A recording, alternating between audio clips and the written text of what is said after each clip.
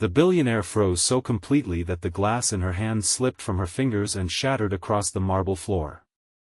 Her little daughter had just run across the crowded charity garden, thrown both arms around a stranger's waist, and called him the one word that had belonged to only one man in her entire life, Daddy.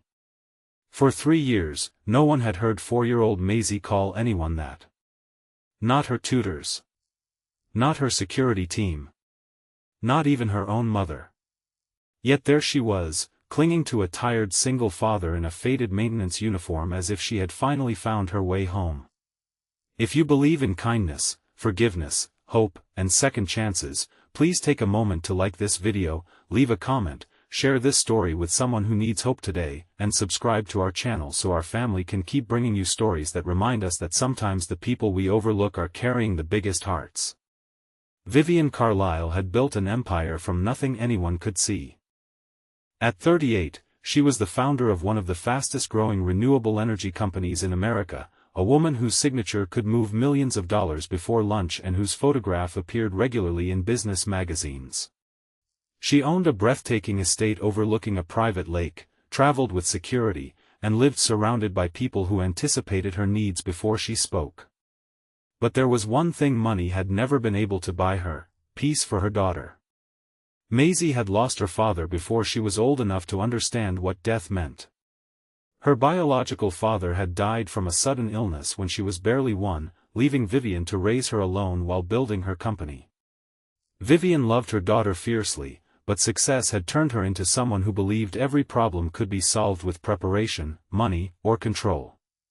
Maisie, however, did not need another security guard, another tutor, or another expensive toy. She needed someone who knew how to sit on the floor beside her when she was afraid. That person turned out to be a man Vivian had never noticed before.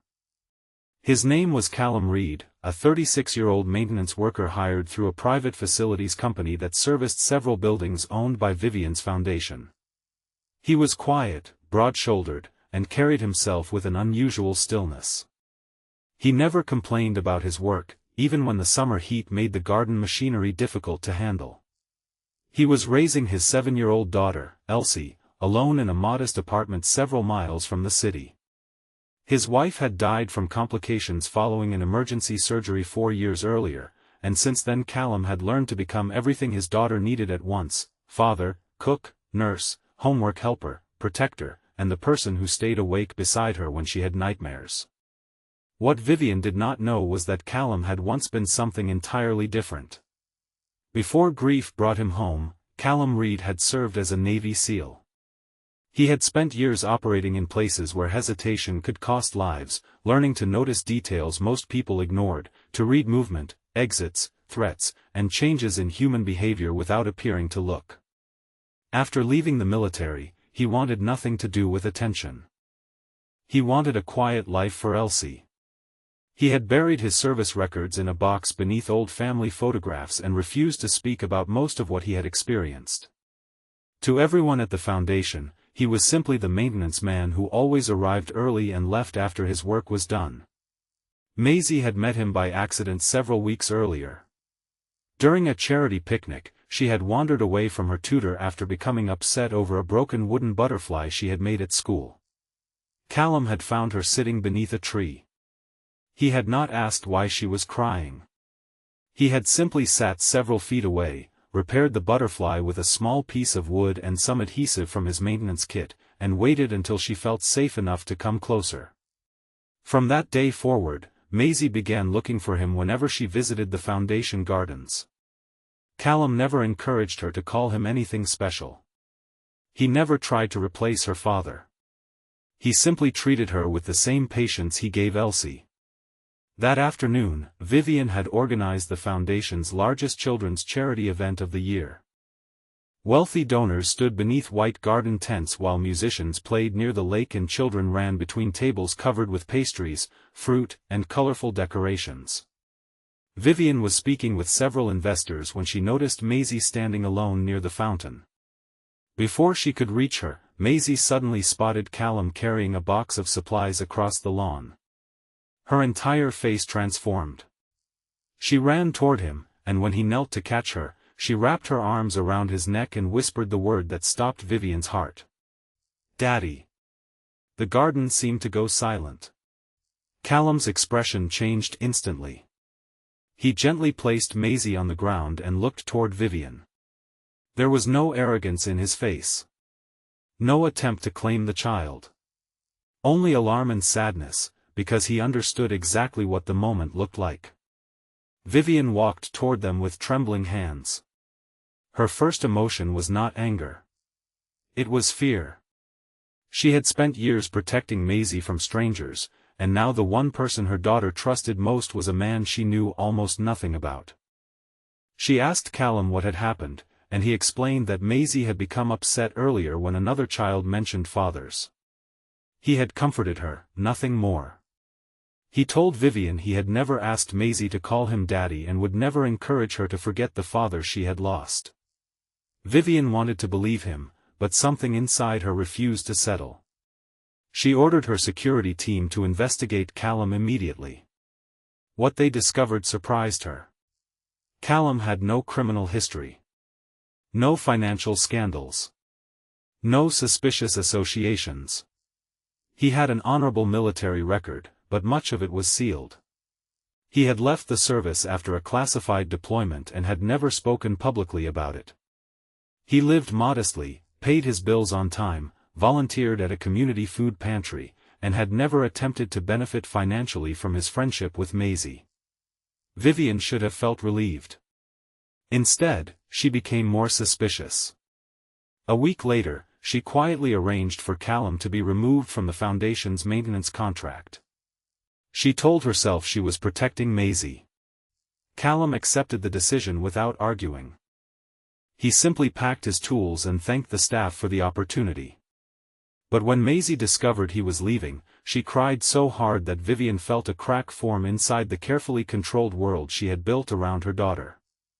That evening, while sitting at the kitchen table during lunch the following day, Maisie asked why people who were kind always seemed to disappear. Vivian had no answer. The next morning, she went to Callum's apartment.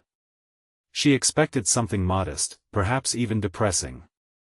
Instead, she found a small but immaculate home where every object seemed to have meaning. Elsie's school drawings covered the refrigerator. A wooden horse sat on a shelf. There were photographs of Callum and Elsie at parks, beaches, and school events. On one wall hung a framed photograph of Callum in his military uniform. Vivian stared at it. The man in the picture looked nothing like the quiet maintenance worker she knew.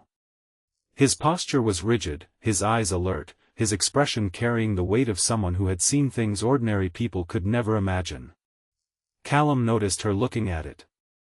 He did not explain. Vivian asked why he had left the military.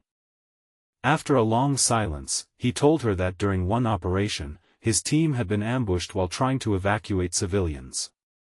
He had survived, but one of his closest friends had not. Callum had spent years believing he should have done something differently. Eventually, he realized that surviving was not a betrayal of the people he had lost. Coming home had been his second chance, and he wanted to use it to be a father. That confession changed something in Vivian. She finally understood why Callum treated children differently. He knew how fragile life was. He knew that fear could hide behind silence. He knew that sometimes a child did not need an explanation. Sometimes they simply needed someone to stay. Before Vivian could apologize, a loud metallic crash came from the street. Callum's entire body changed.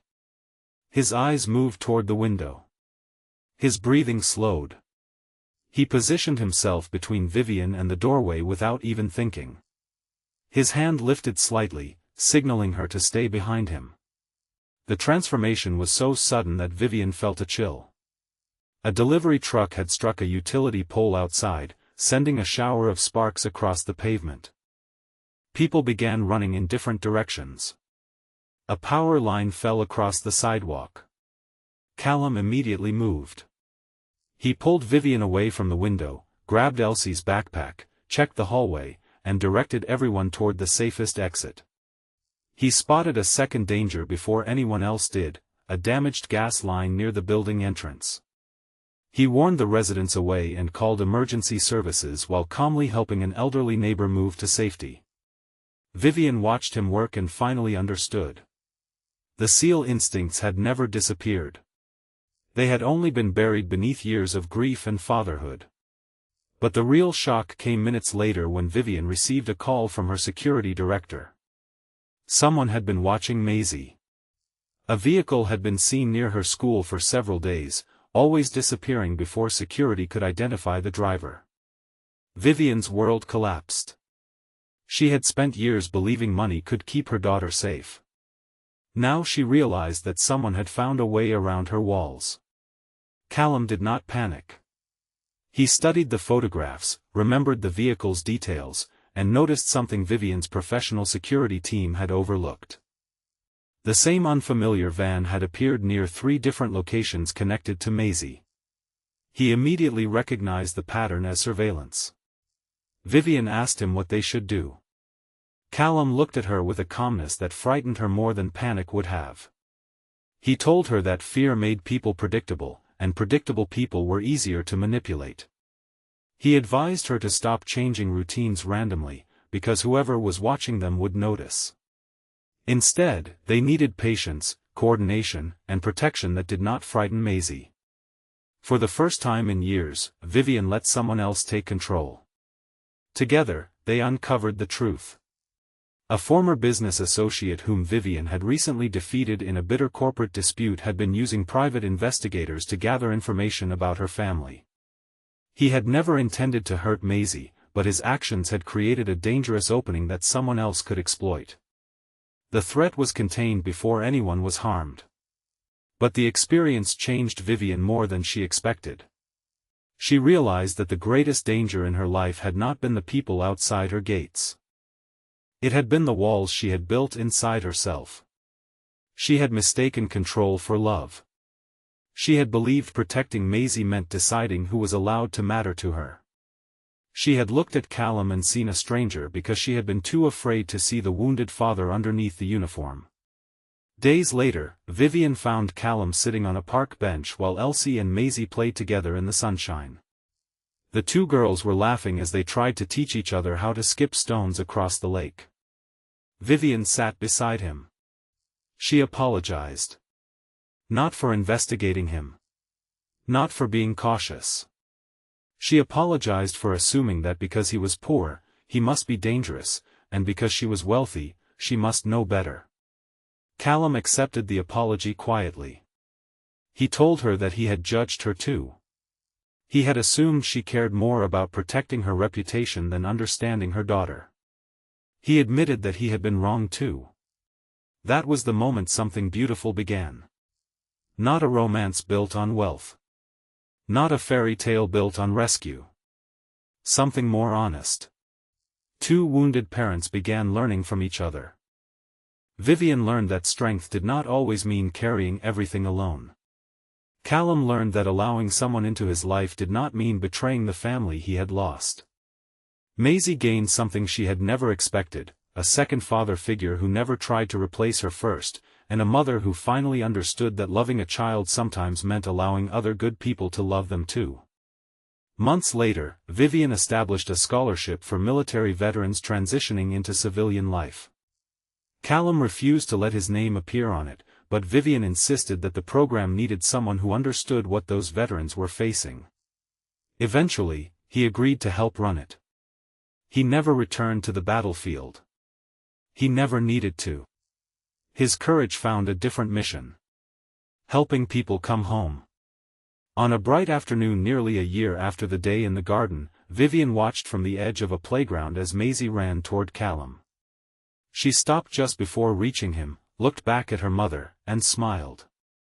Then she called him Daddy. This time, Vivian did not freeze. She smiled through tears. Because she finally understood that a child saying daddy to another man did not erase the father who had died. It did not diminish her place as a mother. It simply meant that Maisie had found another safe place in a world that had already taken too much from her. Callum lifted Maisie into his arms while Elsie laughed beside them. Vivian walked toward her new family, no longer afraid of what she could not control. She had once believed her fortune was the greatest thing she could give her daughter. Now she knew better. The greatest gift was allowing Maisie to grow up surrounded by people who chose her, protected her, forgave each other, and stayed.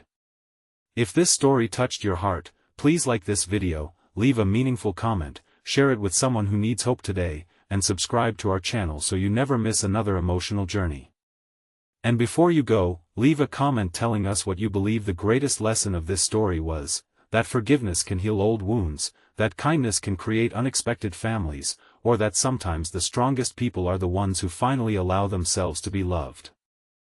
Because sometimes life gives us a second chance disguised as a stranger. Sometimes a wounded heart finds healing in a place it never expected. And sometimes the person we almost pushed away becomes the very person who teaches us what family truly means.